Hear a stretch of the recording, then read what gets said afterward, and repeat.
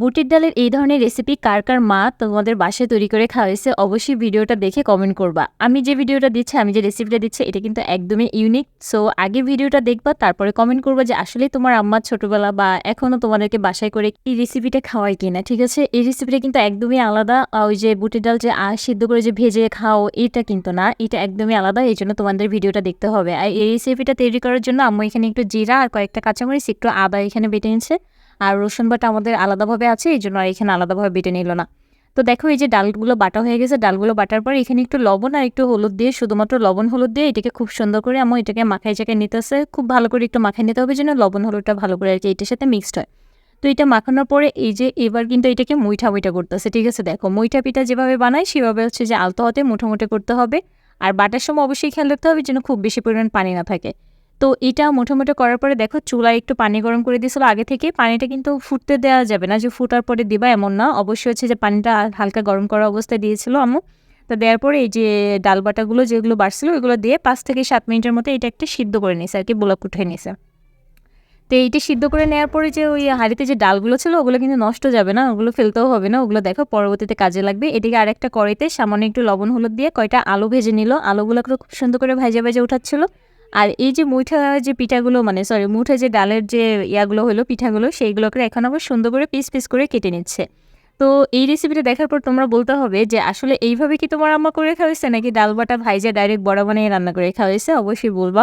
এটা কিন্তু একদমই একটা ইউনিক রেসিপি। এটা কিন্তু সবাই যে জানে এমন না, যে এভাবে ডালটাকে সিদ্ধ করে তৈরি করে খাওয়া যায়। এটা আসলেই টেস্টটা অন্যরকম লাগে। ধরো যে ডালটা বেটে খাওয়া হয়, বেটে ডাইরেক্ট ভাজা হয়, এটা কিন্তু একটা কাঁচা কাঁচা ঘ্রাণ আসে ডালের।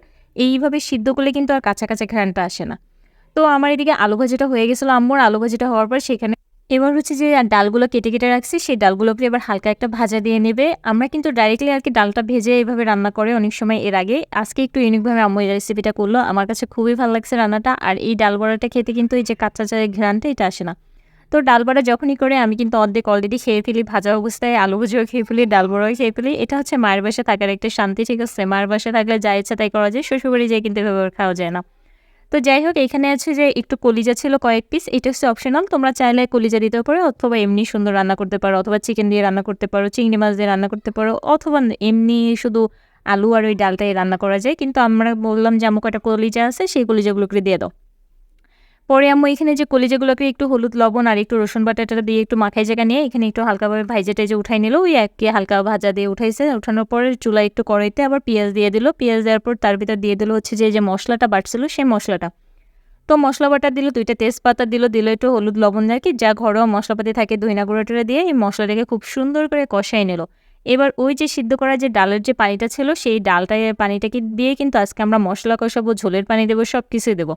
এটি কিন্তু আবার অন্যরকম একটা টেস্ট। আর এই ডাল পানি দিয়ে তোমরা ঝোলও করতে পারো, আর অতিরিক্ত যদি ডালের পানিটা বের হয় সেটা দিয়ে কিন্তু আলাদাভাবে ডাল রান্না করে খেতে পারো। তো আমাদের যে ডালের পানিটা বের হয়েছিল আমরা এটাকে ঝোল ঝোল করেই খাওয়ার জন্য সম্পূর্ণটা ডালের পানি এখানে দিয়ে দেবো।